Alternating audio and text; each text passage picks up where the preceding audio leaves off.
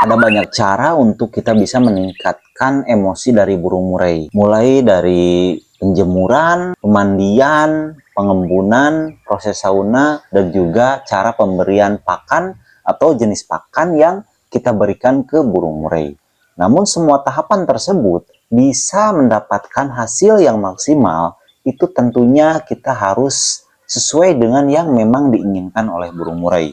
Nah, untuk itu, untuk teman-teman semuanya yang sampai saat ini belum paham tentang bagaimana cara pemberian dan juga perawatan burung murai, silahkan tonton videonya dari awal sampai akhir video, supaya teman-teman semuanya bisa mendapatkan hasil yang maksimal dari perjuangan teman-teman untuk bisa menggacorkan burung murainya. Oke, langsung saja kita ke tahap bagaimana cara memberikan pakan terhadap burung murai.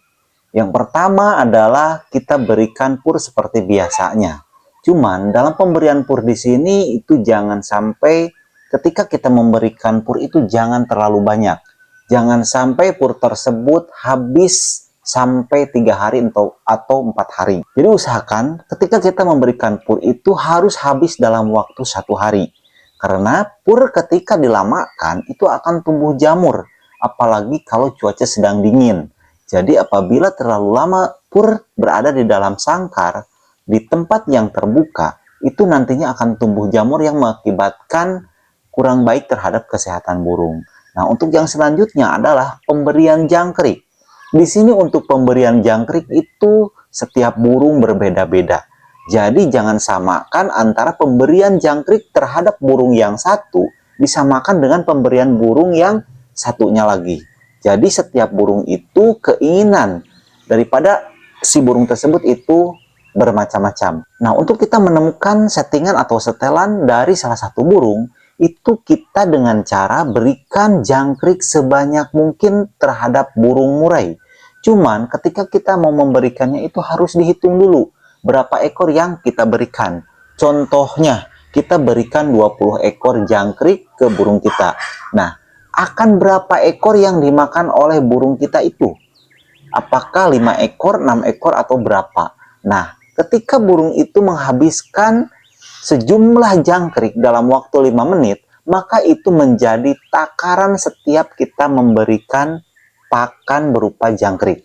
Karena setiap burung dalam waktu 5 menit tersebut akan berbeda-beda menghabiskan jangkriknya. Nah, dari jumlah tersebut itu menjadi takaran setiap kita memberikan jangkrik. Dan diberikan pada waktu pagi hari dan juga sore hari. Itu harus rutin dilakukan setiap hari. Harus konsisten. Konsisten hari, konsisten juga waktu pemberiannya.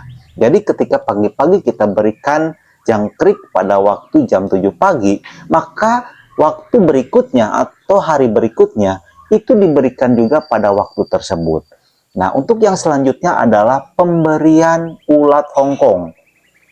Untuk pemberian ulat Hongkong di sini jangan terlalu banyak dan jangan juga terlalu sering. Cukup dalam 1 minggu itu diberikan ulat Hongkong hanya 3 kali saja. Dan itu diberikan pada waktu selang ketika kita tidak memberikan jangkrik. Nah, waktu yang cocok untuk kita memberikan ulat Hongkong itu pada waktu siang hari. Karena pada waktu pagi hari kita sudah berikan jangkrik. Nah, ketika waktu siang harinya kita berikan ulat Hongkong. Dan untuk memberikan jumlah ulat Hongkong itu dalam jumlah 10 itu sudah maksimal. Jadi 10 ekor itu maksimal untuk pemberian ulat Hongkong terhadap burung murai. Jangan sampai lebih dari 10 ekor. Untuk yang selanjutnya adalah keroto. Keroto juga di sini wajib kita berikan supaya si burung menjadi sehat karena banyak sekali protein dan vitamin yang terkandung di dalam keroto tersebut yang nantinya akan meningkatkan daripada emosi dan juga birahi burung murai. Sehingga si burung murai tersebut bisa menjadi gacor. Dan itu akan berdampak baik apabila pemberian kerotonya itu tidak berlebihan. Cukup berikan keroto dalam 1 minggu itu 1 kali saja. 1 kali pemberian dengan takaran 1 sendok makan saja. Dan ingat, untuk memberikan keroto itu jangan sampai keroto yang sudah basi. Jangan yang sudah tercium bau. Karena itu sudah busuk apabila si krotonya sudah menimbulkan bau dan akan mengakibatkan kesehatan terhadap burung itu akan terganggu. Meskipun kroto yang bau itu burung mau makan, tapi itu sangat kurang baik untuk kesehatan burung. Jadi hindari pemberian kroto yang sudah basi atau yang sudah berbau. Oke, untuk yang selanjutnya adalah tentang perawatan. Nah, untuk perawatan di sini, burung murai jangan terlalu sering dilakukan ablak. Ablak itu adalah buka kerodong. Jadi, buka kerodong itu hanya dilakukan sewaktu-waktu saja. Usahakan untuk burung murai yang memang suka dilakukan gantangan atau suka dilombakan, itu harus full kerodong. Dibuka hanya ketika kita lakukan angin-angin, ketika lakukan penjemuran, atau kita lakukan pemandian. Nah, selain itu harus di full kerodong. Kenapa? Karena itu nanti akan menjaga daripada emosi si burung murai. Jadi ketika si burung murai itu terlalu sering dilakukan buka kerodong atau ablak, maka emosinya itu akan berkurang, teman-teman. Sehingga si burung ketika bertemu dengan burung lain, itu nanti naiknya atau gacornya itu akan telat, atau bahasa lainnya itu telat emosi. Nah, jadi usahakan untuk kerodong itu harus full kerodong. Untuk yang selanjutnya adalah proses penjemuran. Untuk proses penjemuran ini bisa dilakukan setiap hari. Cuma untuk waktu atau durasinya itu jangan terlalu lama. Jangan sampai kita lakukan proses penjemuran melebihi waktu 1 jam. Jadi, sesuaikan dengan umur burung. Apabila burung yang masih muda itu dilakukan penjemuran jangan terlalu lama. Kecuali kalau burung yang memang sudah dewasa, itu bisa sampai 1 jam. Itu pun kita harus sering lihat kondisi dari burung. Karena apabila memang burung ketika kita lakukan penjemuran, terlihat gelisah, loncat sana, loncat sini, nabrak ke jeruji atau ke harai, itu jangan dilanjutkan. Karena takutnya si burung itu sedang dalam kondisi yang kurang baik. Jadi ketika burung dalam kondisi kurang baik, kita lakukan penjemuran, bukan hasil yang maksimal kita dapatkan. Tapi itu akan memperparah atau menjadi burung itu akan lebih buruk lagi, teman-teman. Nah, untuk waktunya, untuk penjemuran usahakan dari sekitar jam 7 sampai jam 10 pagi. Oke, untuk yang selanjutnya adalah pemandian. Nah, di sini ada banyak sekali teman-teman yang beranggapan kalau memandikan burung setiap hari itu bagus. Itu akan menyehatkan burung.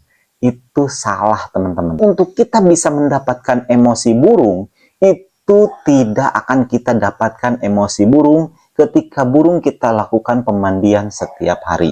Jadi, usahakan untuk memandikan burung itu maksimal. Itu dalam waktu 2 hari sekali. Itu maksimal. Cuman di sini saya biasa lakukan dalam 1 minggu itu hanya 2 kali saya berikan mandi. Jadi ketika untuk kita menjadi ingat, jadi ketika kita berikan ulat Hongkong, itu burung pasti mandi.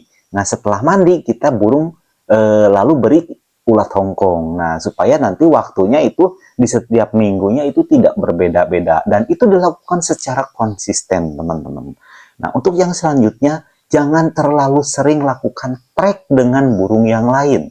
Jadi, jangan sampai teman-teman itu terlalu sering lakukan trek atau coba-coba lomba gitu. Karena nanti apabila si burung mentalnya kurang baik, dan kita pertemukan dengan burung yang lain, itu nanti akan merusak daripada mental burung. Dan burung akan menjadi drop, sehingga ketika nanti burung dilombakan, itu burung tidak akan bisa menampilkan performa yang baik. Untuk yang selanjutnya adalah proses sauna.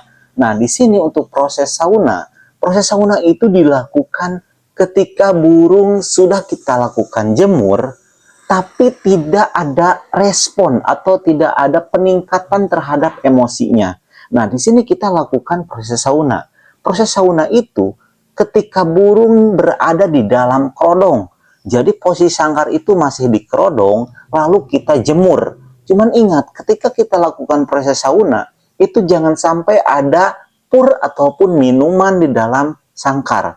Karena nanti ketika burung sedang dijemur, takutnya burung malah makan atau minum. Jadi usahakan di dalam sangkarnya itu kosong, hanya ada burung saja. Lakukan sauna itu ketika memang burung dilakukan penjemuran tidak ada perubahan. Karena proses sauna itu sangat ekstrim sekali, teman-teman. Sehingga ketika burung dilakukan sauna itu kita harus sangat sering kontrol kondisi burung. Takutnya karena banyak sekali kejadian ketika burung dilakukan proses sauna itu tidak tertolong, teman-teman. Jadi hati-hatilah dalam proses sauna.